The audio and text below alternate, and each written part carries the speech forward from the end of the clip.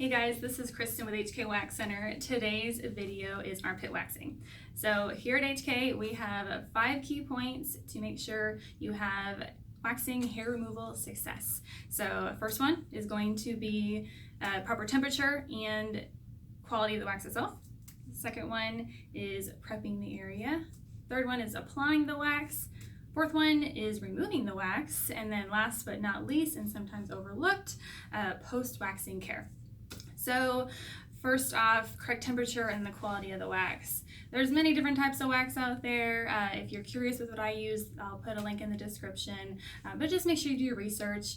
Like I said, there's good and the bad, and that absolutely affects how the hair is going to come out. So just keep that in mind. Second one is temperature of the wax itself.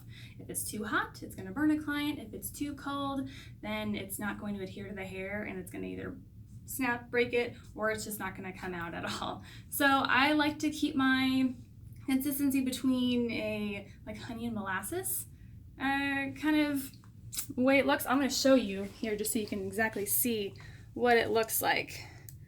But let's see if I get this. There we go. So again, you can move it. It's not just dripping off the stick, but it's moving slowly. That way you know you're not going to hurt a client or anything like that. We want to make sure they have the best experience they can. So after that, prepping the area, it's important to make sure there aren't any kind of lotions on your client or deodorant, depending on where you're waxing, makeup, sweat, stuff like that. So you want to have a clean surface. That way the wax will connect and actually adhere to the hair so it comes out the right way. So some kind of a cleanser. I always do that first, make sure the area is nice and clean. Sometimes you can put on oil. For my client here, I'm not going to do that. Just with his skin type and everything, I want to make sure that it's as dry as possible. And then for underarms, I throw in a little bit of baby powder. That just helps with sweat. Most people get nervous. So depending on the area, underarms and bikini Brazilian, I almost always use baby powder. So I'm going to put this on pause for a second and I'll show you how to correctly apply it, our third step. Alright guys, we're back. So first thing I want to point out is the direction of the hair growth. Underarms are all different. So you just need to look at it first before you start slapping wax on there. So for his, right where his crease is, you can see that above it, the hair grows up, and then below it, it kind of grows more towards an angle. So I'm going to show 2 different first strips to put on. So you'll see 2 different angles, and then cleanups, I'm going to do one direction. But first, we're going to cleanse the area. I just have a cleanser here. Make sure it's nice and clean so that the wax will adhere properly. Next, I'm going to put a little bit of baby powder on there. Not too much, just enough to make sure that he's not sweating or anything. If you put too much on there, it's just going to cake up and it's going to completely defeat the purpose because you're not going to let the wax actually stick to the skin. So just a little bit will do. Now to actually apply it, make sure you get enough wax on your stick. Again, from the crease up, I'm going to do 1 strip and then diagonal for my second one. So with pressure, you want to make sure you're applying enough pressure. That way you're getting to the very base of their skin. Make a lip at the end of your strip right here. A lip is just where there's a little bit more wax. That way whenever you pull it off, it comes off in one clean strip. And make sure your edges are all smooth too, just like that. Let me get my second strip. All right, this one, we're gonna go at an angle here like this. Again, remove all of my wax from the stick. With pressure, apply up. And I didn't quite get enough, so I'm gonna get one more stick with wax so I can make it a little thicker for him. If the strip is too thin, it's going to break no matter what, so that's why I'm going back over this, because I didn't like how much I got with my first one. Just like that. Here we go.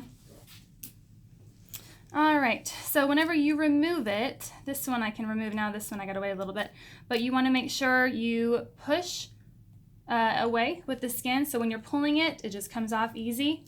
So I will push, remove, and apply pressure.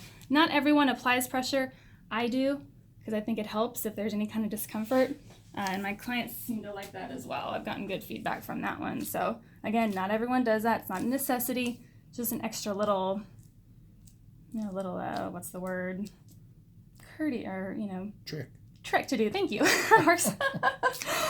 All right, this one is now ready. Again, we're going to push down with the skin and remove, apply pressure, just like that. And we're good. Okay, so the bulk is off. I'm gonna add a tiny bit more of the baby powder, and we'll do our cleanup strips. All right, cleanups can't all go in the same way. So I'll start at the very bottom and pull it up, just like that. Again, make the lip at the end and make sure your edges are nice and smooth. If the edges are too thin, they're gonna fray and the whole thing's gonna come off in multiple pieces, and your client's probably not gonna like you because you're gonna have to pick at the ends to get it off. And if you've ever experienced that, it sucks. So don't do that. Cleanups you also wanna remove a little faster. You don't want them to dry too much. There we go. All right, so he's got a couple little guys left. I'll do one more, and then he should be good to go. This one I'm gonna do in the opposite way of the first cleanup I did. So I'll remove it at the bottom and go up.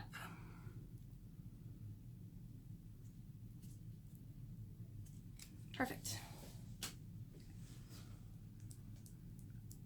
After this, I'm going to show you the post-wax care that I'll have for my clients. I got a couple things that I use that my clients really love, but again, push with this, the end, and whoop, there we go.